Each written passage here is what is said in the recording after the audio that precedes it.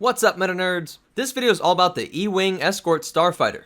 This was a single pilot starfighter that was manufactured by the New Republic by Free Tech Incorporated. It cost 160,000 credits brand new, only 11,000 more than the X-Wing, the starfighter that this was meant to replace. It was 11.2 meters or 37 feet long, making it about an Ewok shorter than a T-65. And with a top speed of 1,300 kilometers or 807 miles per hour, it was much faster than its predecessor and even beat out the TIE Fighter. Better yet, it achieved this top speed while still being equipped with a powerful hyperdrive and shield generator, as well as having a pretty good arsenal. It had 3 medium laser cannons, 2 proton torpedo launchers, with a total payload of 16 torpedoes on board.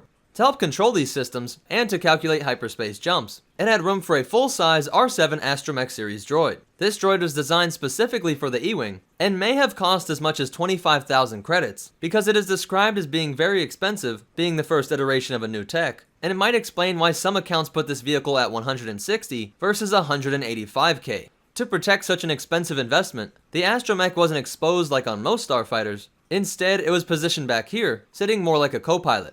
Being an escort, this ship needed to have long-range detection if it didn't want to fly into a trap. The nose of this craft contains some of the most advanced sensor technology of any starfighter at this time. Its history starts as a reaction to Grand Admiral Thrawn's emergence after the fall of the Empire. Thrawn's tactical genius was being put to use trying to rebuild the Empire, and many felt that it was time for the X-Wing to get an upgrade. It performed well as the high speed, shields, and firepower made it very easy for this fighter to take out TIEs. But that does not mean that its deployment went off without a hitch. First off were problems with the R7 Astromech, which, being the first craft to use the 7 series, had many problems with interfacing with the onboard systems, problems which kept it temporarily grounded because the E-Wing could not utilize the trusty R2 and R5 Astromechs. This caused many pilots to just stick with their X-Wing, knowing that it was battle-tested and dependable.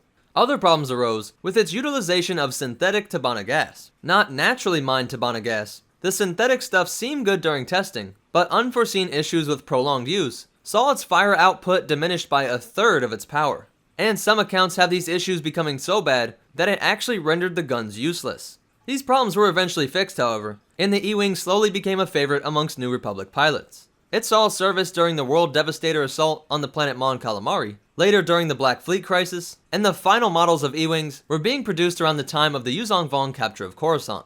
This was also the time that it started to become rivaled by the XJ X-Wing during the breakout of the Second Galactic Civil War in the year 40 ABY. Well, that's it for the E-Wing, and the only behind-the-scenes facts that we have are that it was originally introduced in the Dark Empire series comics and was expanded upon in the Essential Guide to Vehicles and Vessels. And don't be surprised if you find some different stats on this vehicle, as the ones I presented are what's considered to be the most accurate, but there are tons of discrepancies across different sources. So much so that it even has its own part on Wikipedia, dedicated to archiving all of these different conflicting accounts. But that's it for the E-Wing Escort Starfighter. If you liked it, go ahead and hit that like button. And if you want to check out our social media, or ways that you can help support this channel, be sure to check out the description down below. If you want to see more, be sure to hit that subscribe button, and hit the bell icon so that you get notifications. But more important than all that, remember, never get the first generation of a starfighter. Let them work out all the bugs first. And the Force will be with you, always.